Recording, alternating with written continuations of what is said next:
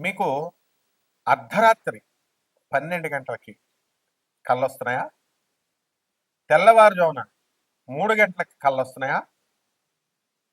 తర్వాత మళ్ళీ 6కి తెల్లారిపోయిన తర్వాత కళ్ళొస్తున్నాయా? వీటికి ఒక్కొక్క టైంలో వచ్చేటటువంటి ఒక్కొక్క కళకి ఒక్కొక్క అర్థం ఉంటుంది. దానితో మీ జీవితం మీద ప్రభావం ఉంటుంది. అంతేకాదు మర్నాడే ఆ ప్రభావం కనబడుతుంది. అలాగే కళల్లో టైంలే కాకుండా మనకొచ్చేటటువంటి కళల్లో ఉన్నటువంటి వస్తువులు కానీ, జంతువులు కానీ, మనుషులు కానీ, దెయ్యాలు కానీ, ఇలా మీకు వచ్చేదానికి అన్నిటికి కూడా ఒక్కొక్క దానికి ఒక్కొక్క అర్థం ఉంటుంది. ఆ అర్థం ప్రకారమే మనకి జరుగుతుంది జీవితంలో. ఇప్పుడు ఉదాహరణకి మనకి రేపు ఏదైనా కీడు జరగబోతుంది అనుకోండి. ముందు రోజు నుంచే మనకి 2, 3 రోజుల ముందు నుంచి మనసు కీడిస్తా ఉంటుంది. ఏదో ఏదో అవుతున్నట్టుగా, ఏదో గుండె పిండేసినట్టుగా ఉంటుంది. కాబట్టి ఇలాంటివన్నిటికి దేనికి కారణం అంటే మనకి ఈ శకునాలు అంటాం దాన్ని. ఇప్పుడు నాకొక శిష్యుడున్నాడు హరీష్ అని. మరి బండి మీద విపరీతంగా రోజుకి మనకి ఎంత లేదైనా పాపం ఓ 30-40 కిలోమీటర్లు మినిమం వెళ్ళేవాడు. తర్వాత అలా 15 సంవత్సరాలు వెళ్ళినటువంటి అతనికి ఒక రోజు ఒక కల వచ్చింది. అతను బండి మీద నుంచి పడిపోతున్నట్టు. అది ఎప్పుడొచ్చిందండి? తెల్లారుజామున 3 గంటలకు వచ్చింది. మరి కరెక్ట్‌గా మర్నాడు తెల్లారుజామున పడిపోయాడు పాపం. చేతులకు దెబ్బలు తగిలినాయి. చిన్న చిన్న దెబ్బలు అయినప్పటికీ కూడా ఇది నిజ జీవితంలో జరిగిందా? లేదా? జరిగింది. ఇకపోతే మనకి అత్యద్భుతంగా ఎదగాలి అనే తపనతో చాలా మంది ఉంటారు. కష్టపడతా ఉంటారు. కుంభరాశిలో ఏలినాటి శని జరుగుతున్నప్పుడు కూడా ఇప్పుడు ప్రెజెంట్ 2025లో ఒక వ్యక్తికి ఏనుగు కల్లోకి వచ్చింది. మరి మర్నాడే ఒక 50 లక్షల రూపాయల వర్క్ వచ్చింది అతనికి. ఆ వర్క్‌తో అతను అప్పులన్నీ తీర్చేసుకున్నాడు. ఈ విధంగా ఒక వ్యక్తికి లారీ కల్లోకొచ్చింది. లారీ కల్లోకొచ్చిన 4 రోజులకి ఒక నల్లని వ్యక్తి వచ్చాడు. వచ్చి ఈ యొక్క లారీ అమ్మకానికి ఉందండి అన్నాడు. కొన్నారు. అతను ఏమైందో తెలుసా ఆ లారీ వల్ల? అతనికి 2 ఇల్లులుండేవి. లారీ వ్యాపారం బానే ఉంటదని మనం పెట్టుకుంటాం కదా! లారీ వెళ్తుంది, వస్తుంది. రోజుకో ప్రాబ్లమ్ చెప్తున్నాడు లారీ క్లీనరు. రోజుకో ప్రాబ్లమ్ చెప్తున్నాడు డ్రైవరు. అటు బండి వదులుకోలేక, ఇటు వ్యాపారాన్ని ఆపుకోలేక ఏం చేశాడంటే అతను ఆ ఒక ఇల్లు నెమ్మదంగా అమ్మేసుకోవడం జరిగింది. కాబట్టి ఇవన్నీ కూడా అదృష్టం కానీ, లేకపోతే మనకొచ్చేటటువంటి దురదృష్టం కానీ, ఇవన్నీ కళల రూపంలో మనకి భగవంతుడు మనకి ప్రసాదిస్తాడు. తర్వాత చాలా మందికి పాములు కల్లోకొస్తుంటాయి. అంటే చాలా రకాల కల్లోకొస్తాయి. ఎక్కువగా వచ్చేటటువంటి వాటిలన్నిటిని కూడా ఒక కేటగరైజ్ చేసి చెప్తున్నాను. పాములు కల్లోకొస్తాయి. ఆ పాములు నేల మీద పాములు, నీటిలో పాములు ఇలా వస్తాయి కదా! ఇలా వచ్చినప్పుడు పాము మిమ్మల్ని పెద్దవాళ్ళు మన ఇంట్లో పెద్దవాళ్ళు చెప్తూ ఉంటారు. పాము కాటేయాలండి అని. కాటేస్తేనే మంచి కళ. లేకపోతే పాము అనేటటువంటిది గాలి, దెయ్యము అని చెప్తూ ఉంటారు. పామొస్తే ఏమవుతుందో తెలుసా మీకు? చక్కగా ధనం, ధనం రాబోతుంది. నాగదేవత పాము. అందువలన గాలి, దెయ్యం అని పెద్దలు పాపం మామూలుగా చెప్తూ ఉంటారు. అలా కాకుండా మనం ఈ జ్యోతిష పరంగా మనం కనుక తీసుకున్నట్లయితే మనకు కొన్ని అర్థాలు ప్రత్యేకంగా ఈ పాముల కల్లోకొచ్చినప్పుడు, మనకి చేపల కల్లోకొచ్చినప్పుడు, నీటి జంతువుల కల్లోకొచ్చినప్పుడు, కప్ప, నీరు ఉన్నటువంటి ఇవన్నీ కూడా మనకి పైకి తేలుతున్నట్టు కల్లోకొస్తున్నాయనుకోండి, మనం కష్టాల నుంచి బయటకొచ్చేస్తున్నట్లు లెక్క. అదృష్టం మనల్ని వరించబోతోంది అని అర్థం. ఎక్కువగా సామాన్యంగా అందరికీ ఎవరి కల్లోకొస్తారో తెలుసా? యూత్ చదువుకునేటటువంటి పిల్లలకి మరి వాళ్ళకి పుస్తకాలు, పెన్నులు కల్లోకి రావాలి. కానీ ఈ మధ్య కాలంలో వాట్సాప్‌లు, ఫోన్‌లు కల్లోకొస్తున్నాయి. ప్రేమల్లో పేకలోతుల్లో దిగిపోయినటువంటి వాళ్ళుంటారు. వాళ్ళకి వాళ్ళ ప్రియురాళ్ళు కల్లోకొస్తారు. ఇది సహజమే. కానీ ఈ ప్రియురాళ్ళు కల్లోకొస్తే త్వరలోనే మనకి మన జీవితం భస్మమైపోతుందని అర్థం అనమాట. త్వరలోనే మనకి కెరీర్ పరంగా మనం దెబ్బతింటాం. ఆ తర్వాత మన భవిష్యత్తు దెబ్బతినేటటువంటి ఛాన్స్ ఉంది అని. ఎందువల్లనండి బాబు ఇదేంటండి మాకు ఆళ్ళే కల్లోకొస్తున్నారంటే, ఇప్పుడు డైరెక్ట్‌లీ ప్రపోర్షనల్ అని, ఇన్వర్స్‌లీ ప్రపోర్షనల్ అని మనం చెప్పుకుంటాం. ఆ! అందువలన ఈ ఇన్వర్స్‌లీ ప్రపోర్షనాలిటీలోకొచ్చేటటువంటి ఇదే ఈ యొక్క ప్రియురాళ్ళు ఇదంతా కూడా. మీరు నిజం చెప్పండి గుండెల మీద చేసుకుని, ఎవ్వరన్నా పెళ్ళి అయిన తర్వాత కానీ లేదా పెళ్లికి ముందు ప్రేమ వ్యవహారాలు ఇప్పుడు పెళ్లి చేసుకునే వాళ్ళు కొంతమందికే సక్సెస్ అవుతాయి అనుకోండి. వీళ్ళు ఎవ్వరైనా బాగుపడిన వాళ్ళు ఉన్నారా? పెళ్ళి అయిన వాళ్ళు కూడా ఇప్పుడు కాపురాలు చేస్తున్నటువంటి వాళ్ళు కూడా ఏదో సమస్య చెప్తానే ఉంటారు. ఏదో అప్పుల బాధ అంటాడు, లేకపోతే భర్త ఆహ్, ఇంకా సంపాదించట్లేదనో, లేకపోతే భర్త తాగుతున్నాడనో రకరకాల సమస్యలొస్తాయి. వీళ్ళందరికీ విచిత్రం ఏమిటని తెలుసా మీకు? అందరూ అసహించుకునేటటువంటి చాలామంది ఇప్పుడు జనరేషన్ మారిందనుకోండి. కొంతమంది అసహించుకునే మందు బాటిల్ కల్లోకొస్తే మనకి త్వరలో డబ్బు రాబోతుందని అర్థం. యూనివర్సల్ ప్రపోర్షనాలిటీ సూత్రం అది. సో, ఈ విధంగా మనకి బంధువులు కల్లోకొస్తున్నారు కళకళలాడుతూ. పెళ్లవుతున్నట్టు కల్లోకొస్తారు.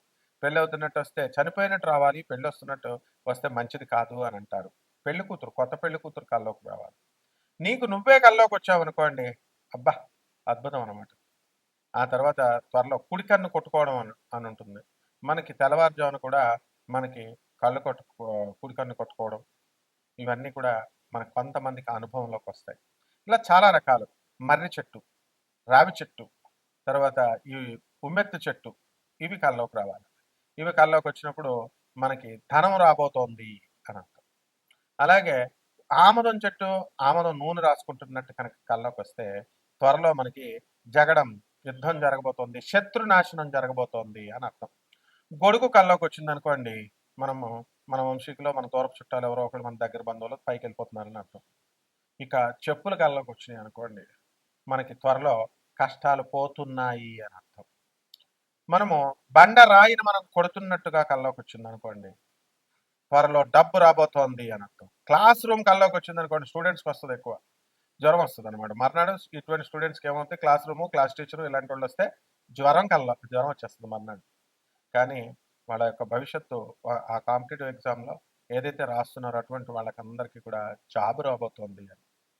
కాబట్టి ఏరోప్లేన్ ఎక్కినట్టు కల్లోకొస్తే చాలామంది పెద్దలు మనోళ్ళు చెప్తారు ఇంక పైకెళ్ళిపోతున్నట్టే అని. కాదు. విదేశాలకు వెళ్ళిపోతున్నారు అని అర్థం. ట్రైన్ కల్లోకొచ్చిందనుకోండి, మనకి త్వరలో మనం ఒక పొలం కొనబోతున్నాం అని అర్థం. ఏమిటయ్యా ఇవన్నీను అనంటే పూర్వీకులు సాంప్రదాయాలుంటాయి. ఆచార వ్యవహారాలని కొన్నుంటాయనమాట. పెద్దవాళ్ళు ఏది చెప్తే మీ ఇంట్లో మీ అమ్మమ్మ, మీ తాతయ్య, మీ నాయనమ్మ, మీ తాతయ్య ఏది చెప్తే అది శాసనం. దీన్ని మించినటువంటి ఆచారము, వ్యవహారము ఏమి ఉండదనమాట. కాబట్టి చాలామంది ఇటువంటి కళలు మనకొచ్చినప్పుడు అందరూ కూడా "ఏవండి గురుగారు రెమెడీస్ ఏంటండి? రెమెడీస్ ఏంటండి?" అని అడుగుతా ఉంటారు. రెమెడీస్ అనేటటువంటివి ఏముండవండి.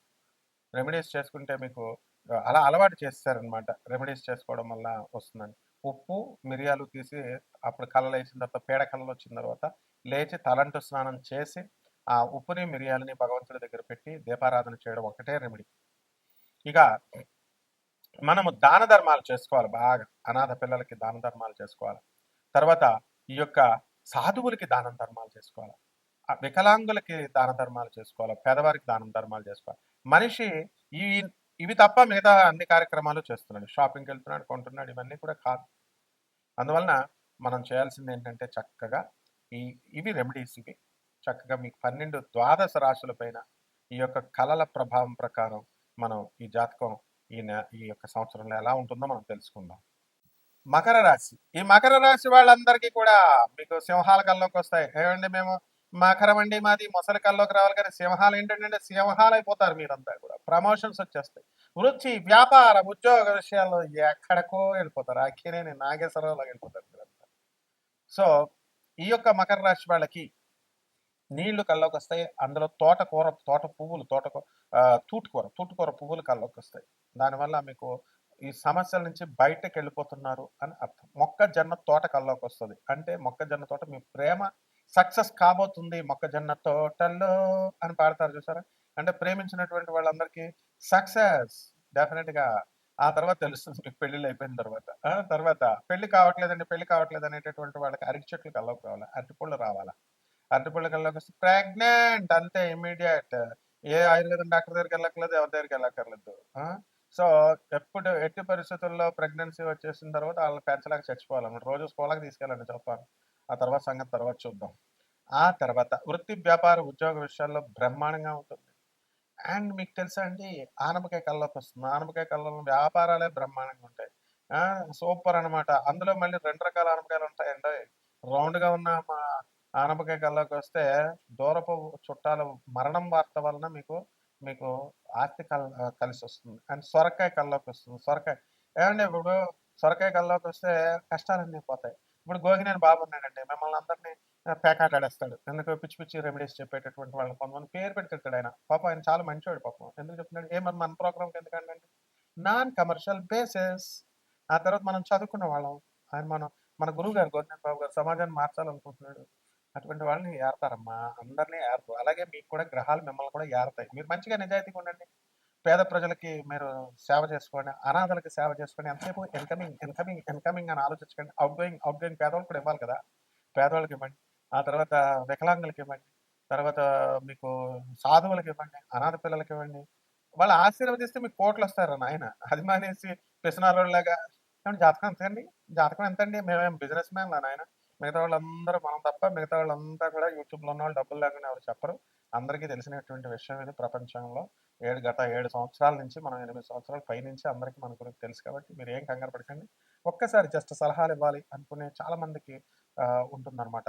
అటువంటి వాళ్ళు జస్ట్ సలహాలిచ్చే ముందు కేవలం ఒక వీడియో కాకుండా ముల్లపూడి సత్యనారాయణమూర్తి అనుకోడానికి అని కనబడతాం అనమాట. విన్నారా? సింహం. కాబట్టి సలహాలిచ్చేటటువంటి వాళ్ళు పాజిటివ్ క్రిటిసిజం చేయాలి. నెగెటివ్ క్రిటిసిజం చేయకూడదు. అండ్ మేమేదో ఛానల్స్‌లో ఏదో ఇంటర్వ్యూలో ఇచ్చేసి వెళ్ళిపోతాం మాకు. ఆ టైటిల్ సార్ పెట్టిన దానికి మాకు సంబంధం ఏముంటది నాయన? సంబంధం లేదండి. హరీష్‌ని అడగండి మా హరీష్‌ని. తర్వాత రెండవది అదే కాకుండా ఇంకోటేంటంటే కామెంట్స్ ఆఫ్ చేస్తున్నారంటారు.